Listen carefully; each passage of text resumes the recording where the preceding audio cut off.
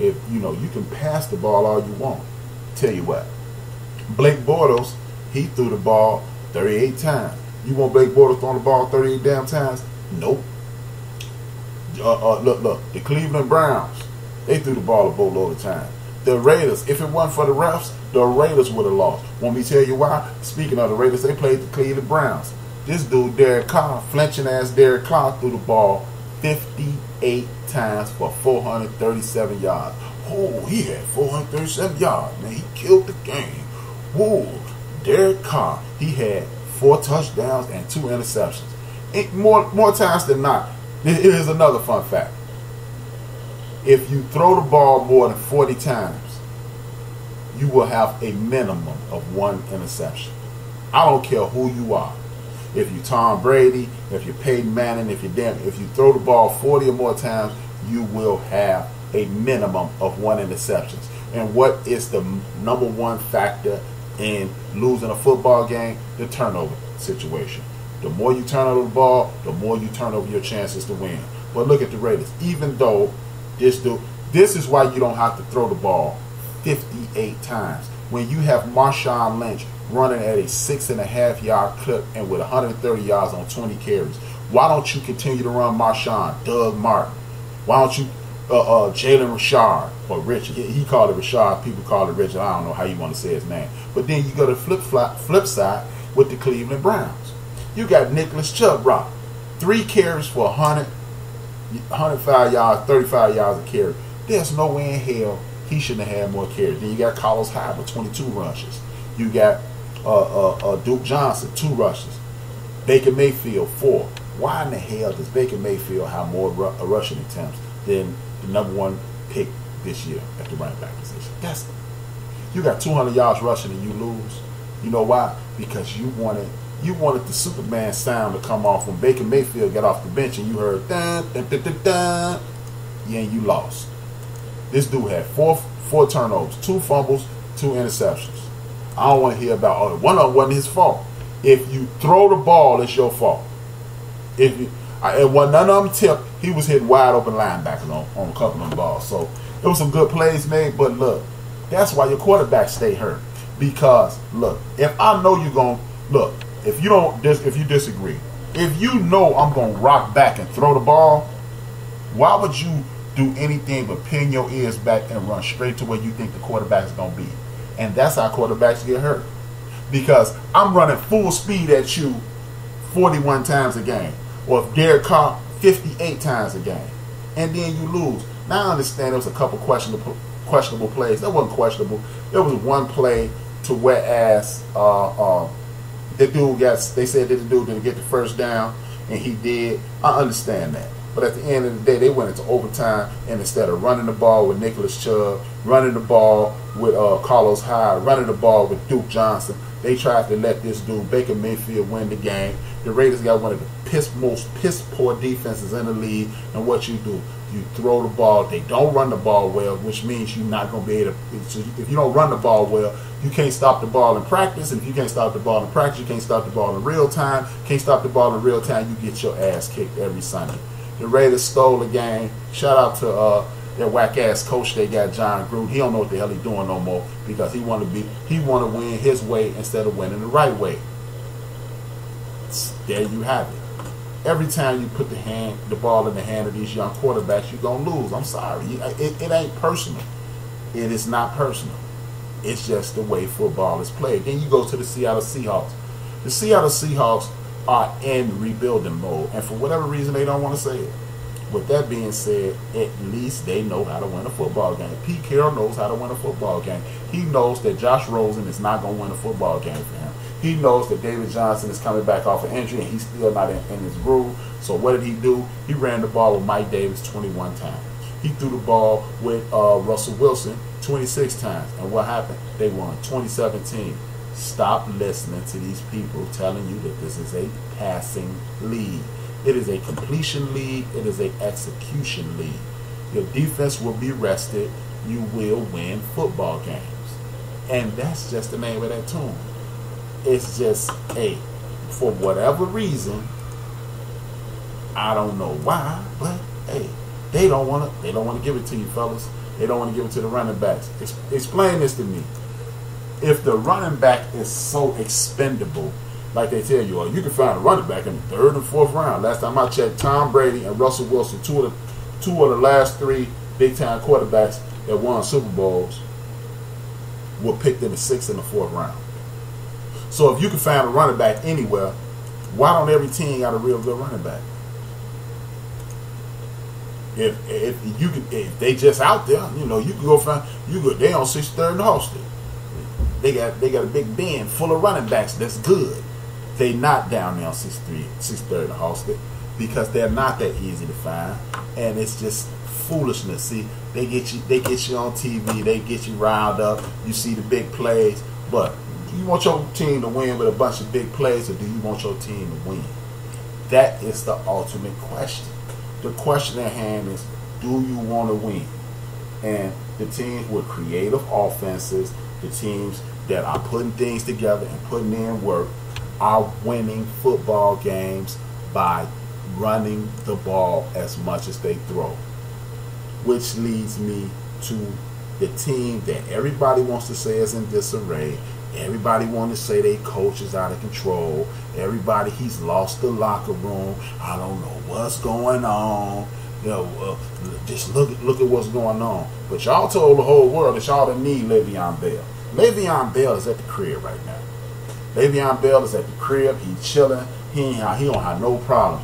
He said he coming back after the bye week, and that's a week and a half from now. He said he coming back. Now, 2 questions: are they going to accept him back? If they do, so if they don't, so they do. They smart. But here's the thing. This is what I want to understand. Mike Tomlin, hell, you only run the ball 11 times. And when is somebody going? Mike Tomlin has lost the locker room because they got people in the locker room chirping.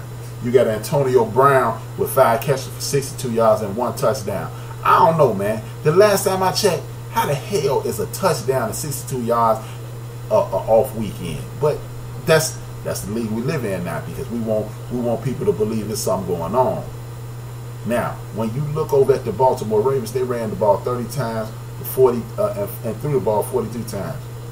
Pittsburgh Steelers ran the ball 40 and threw the ball 47 times and ran it 11 times. What does that tell you? Who won that game? If I ain't just listen to my metrics, who won the game? The Pittsburgh Steelers lost. You know why? Because it's one dude in the NFL that ain't nobody willing to hold his feet to the fire. Mike Tomlin don't have no control over the locker room. Mike Tomlin losing the locker room. The Pittsburgh Steelers out of control. Yet it's still Big Ben Roethlisberger, 27 for 47 for 274 yards. And throwing the ball on the average at 5.8 yards a carry. Now y'all told me, everybody and their mama told me Joe Flacco wasn't nothing. Everybody say, oh man, Joe Flacco don't know what he's doing. He a bum. He's a scrub. But guess what? He 28 for 42. 8 yards a pass, 2 touchdowns, no interception. Now, if I just read those 2 stat lines and asked you who did what, you would swear to God, from what y'all tell me, Ben Roethlisberger is the one with the 363 yards. So while y'all talking about Mike Tomlin losing the team, Mike Tomlin losing the locker room, Mike Tomlin, please, James Brown, please tell me why ain't nobody dissing Ben Roethlisberger. Please help me understand that.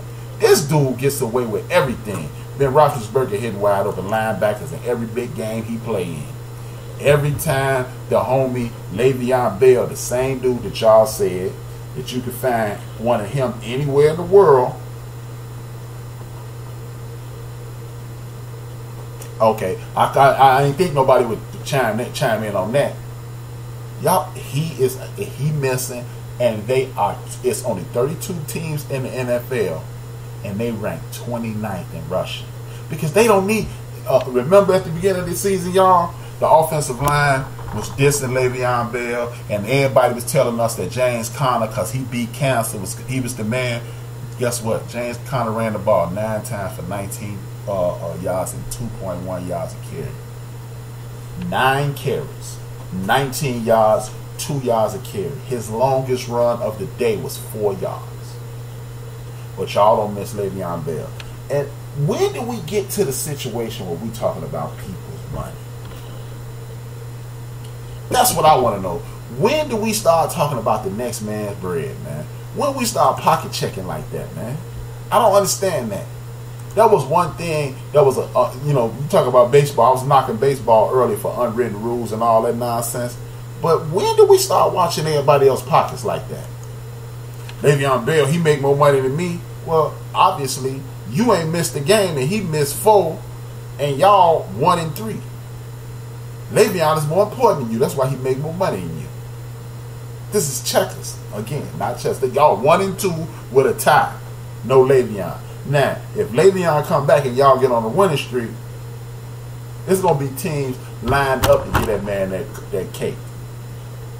And y'all still got Antonio Brown. Y'all got Juju Smith-Schuster. Y'all got Vance McDonald's. Y'all got Jesse James. And y'all ain't got nothing. Because you know why? I keep telling you. You keep cocking back to throw the ball. You keep cocking back to throw the ball, and you put your quarterback in jeopardy of getting his block knocked off. And every time you put him in jeopardy to get his block knocked off, you put him in other jeopardy of losing the game. Your defense looks porous because you don't have any what do they call it? Intermission time for your defense. Your defense up, out, up, out, up, out. All them damn 3 and outs gonna get you every time. People, this isn't hard. This isn't hard. See, this goes back to the earlier conversation when I said creative offensive people. Mind you, Big Ben had Todd Haley run out of Pittsburgh. Big Ben had his 3 most productive seasons in the last 5 with Todd Haley under the helm. At some point, as a football player, even if I don't like you, but it's what you saying working, don't I need to shut the hell up, man? Don't I just need to shut the hell up sometimes? But Big Ben had him run out of town, and his ass ain't worth 1,000 cookies cents. Big Ben was standing there in front of the media talking about we don't really, John Connor's gonna be the next big thing in Pittsburgh. He's gonna take over. Well, Le'Veon Bell is whatever.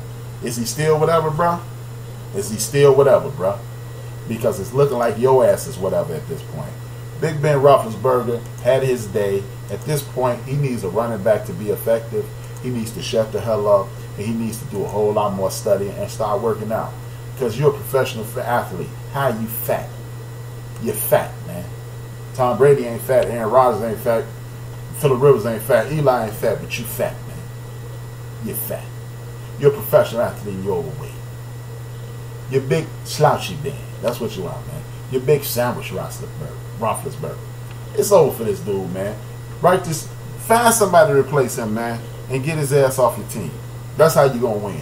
Because, look, if you don't believe me, just go back to recent history. When Mike Tomlin won that Super Bowl, Fast Willie Parker, Jerome Bettis were the focus of our offenses. Yeah, Big Ben Roethlisberger used to throw it around, but it was based on the fact that Fast Willie Parker and the bus would keep those defenses at bay, and now you got to bring that safety in the box to pay attention to the bus and Fast Willie. And now those dudes one-on-one, any idiot of a quarterback can do it one-on-one. Now, with that being said, am I not saying Big Ben is not a great quarterback? It was not a great quarterback at one time. No, I am not.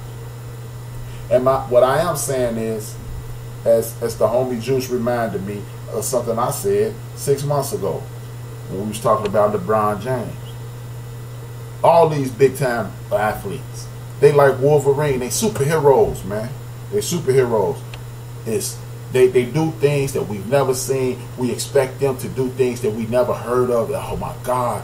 Jordan scored 63. Oh, my God. Bird banged his face on the floor and came out and hit him for another 20. Isaiah Thomas scored 24 in a quarter on a broken ankle. Jordan had the flu. LeBron had the back and all this. Everybody has done something. Kareem with the migraines. Skyhooking these fools to death. But at some point, all these superheroes turn into Logan, which is still a bad mofo, but he's not the Wolverine. See, that's the difference in the athletes today. Tom Brady is still a great player, but he's not the Wolverine anymore. He's Logan. He can put in some work. He killed about 18, 19 soldiers, but he ain't gonna be knocking them bullets out of his body so quick. He got a gray beard now. He a little slower than he used to be. And when you're a little slower in this game, see, you can beat Kobe Bryant and win on guile.